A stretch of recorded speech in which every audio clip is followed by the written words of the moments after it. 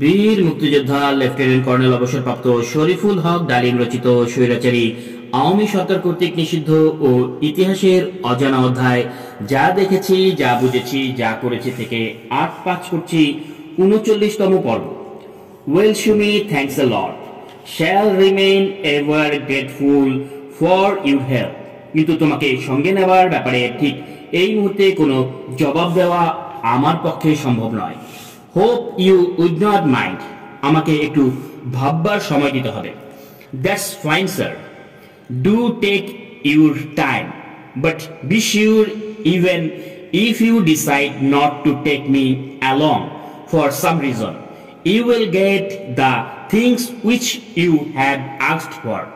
আমিও কিছু মনে করব না, উঠি আজ তাহলে। না না, সে কি করে সম্ভব? লাঞ্চের সময় হয়ে গেছে, লাঞ্চ করে যাবে তুমি বলেই খাবারের ব্যবস্থা করার নির্দেশ দিলাম বেয়ারাকে ডেকে।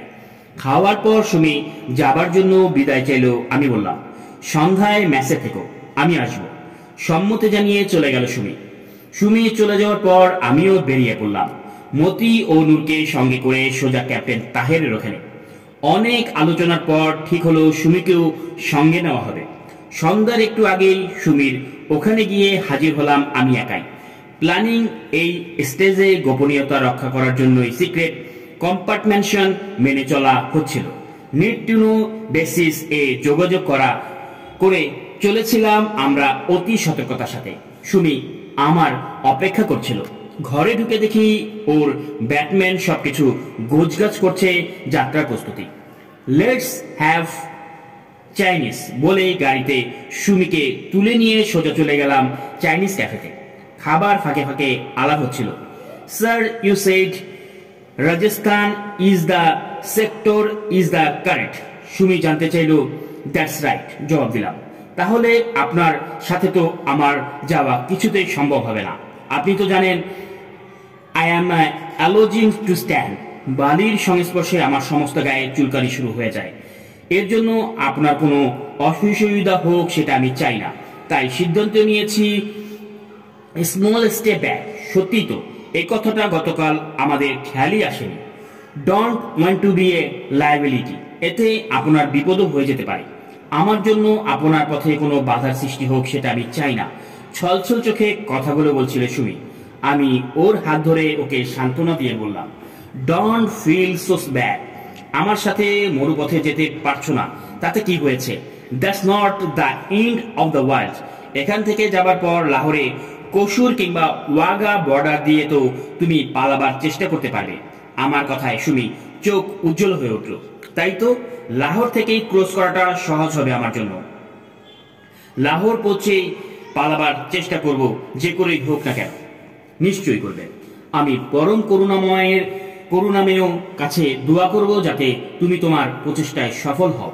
দুজনে ফিরে এলাম সুমি মেসে। সমস্ত মেসটাই ঘুমিয়ে পড়েছে। একে অপরকে জড়িয়ে ধরলাম। Sumi, thanks a lot once again for all that you have done for. আমার জন্য দোয়া করো। বেঁচে থাকলে স্বাধীন বাংলাদেশে দেখা হবে ইনশাল্লাহ। Otherwise good luck and goodbye my friend. আবেগ এবং বিচ্ছেদের অনুভূতি সব মিলিয়ে চোখে পানি এসে গিয়েছিল নিজের অজান্তেই। সুমি ধরা গলায় বিদায় দাঁড়ালো। খোদা হাফেজ, take care sir, may Allah be with you. সুমির দিকে আর চাইতে পারলাম না। দ্রুত পায়ে গাড়ির দরজা খুলে ভিতরে ঢুকে বসলাম। ইঞ্জিনে স্টার্ট দিয়ে ঝড়ের বেগে গেট দিয়ে বেরিয়ে এলাম। রিভার ভিউ মিরর এ দেখলাম সুমি তখনও পড়ছে দাঁড়িয়ে, হাত নাড়ছে। এ পর্যন্ত সবকিছু ঠিকঠাকই এগোচ্ছিল। হঠাৎ করে ঘটল প্রথম বিপর্যয়। আকস্মিকভাবে ক্যাপ্টেন তাহেরের বদলির অর্ডার এসে গেল। অ্যাবোটাবো ভাবে বেলুচ সেন্টারে তার পোস্টিং হয়েছে। অনতিবিলম্বে তাকে যোগদান করতে হবে। খবরটা পেয়েই মতি, নূর এবং আমি ছুটে গেলাম তার কাছে। মেসে গিয়ে পৌঁছতেই তিনি জানালেন কালকেই তাকে ধরো চলে যাওয়ার নির্দেশ দেওয়া হচ্ছে। একই বিভ্রান্ত, কি করব এখন আমরা? জবাবে ক্যাপ্টেন তাহের বলল, ইটস ওকে, এ অবস্থায় তোমাদের সাথে আমার যাবার কোনো সম্ভাবনা নেই। বাট সো হোয়াট, আমি অ্যাবোটাবার থেকে পালাবার চেষ্টা করব।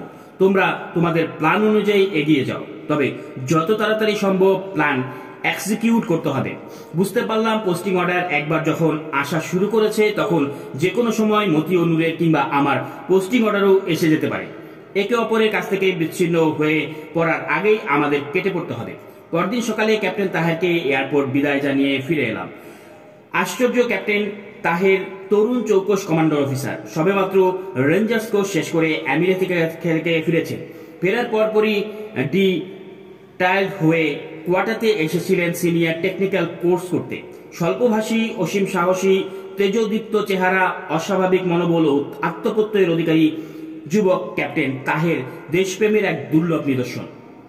অল্প দিনের মধ্যেই আমাদের মন জয় করে ফেলেছিলেন তিনি। অত্যন্ত আপন হয়ে উঠেছিলাম আমরা। পাকিস্তান থেকে আগত মুক্তিযোদ্ধাদের মধ্যে মতি, নূর এবং আমি সর্বপ্রথম পাকিস্তান থেকে পালিয়ে এসে মুক্তিযুদ্ধে যোগদান করতে সক্ষম হয়েছিলাম। দ্বিতীয় ব্যাচে এসেছিলেন মেজর মঞ্জুর, ক্যাপ্টেন জিয়াউদ্দিন এবং ক্যাপ্টেন তাহের। তারা এসেছিলেন শিয়ালকোট সেক্টর দিয়ে। আমরা একসাথে যুদ্ধ করেছি কাঁধে কাঁধ মিলিয়ে। স্বাধীনতার সংগ্রামকালে এবং পরবর্তীকালে বাংলাদেশের গণমানুষের মুক্তি সংগ্রামে বীর মুক্তিযোদ্ধা কর্নেল তাহেরের নিঃস্বার্থ অবদান এবং আত্মত্যাগের ইতিহাস সমার্থক বিহিত হয়েছে। কিংবদন্তির নায়ক লেফটেন্যান্ট তাহেরের আত্মকথা শ্রদ্ধার সাথে স্মরণ করবে বাংলাদেশের বর্তমান ও ভবিষ্যৎ প্রজন্মের দেশপ্রেমিকরা। বাংলাদেশের ইতিহাসে স্বর্ণাক্ষরে লেখা থাকবে তার নাম। কোনো অপচেষ্টাই শহীদ তাহেরের স্মৃতিকে ম্লান করে দিতে পারবে না বাংলার মাটিতে। কর্নেল তাহের মরেও অমর হয়ে আছেন আর থাকবেন চিরকাল। ক্যাপ্টেন তাহেরের হঠাৎ বদলিতে ভেঙে পড়লো আমরা নিজেদের সামলে নিলাম। তারা চলে যাওয়ার পর পুরোদমে আমরা আমাদের পরিকল্পনা কাজ এগিয়ে নিয়ে চললাম। সুমির পিস্তলটা পাওয়ায় আমাদের সুবিধা হলো। আমরা ব্যক্তিগতভাবে হাতিয়ারের মধ্যে রয়েছে একটা পিস্তল আর একটা রিভলভার। সুমির পিস্তলটা আমাদের হাতিয়ারের সমস্যার সমাধান করে দিল। ক্রমান্বয়ে আমাদের সব প্রস্তুতি প্রায় শেষ হয়ে গেল। এখন শুধু সময় ও সুযোগের অপেক্ষা।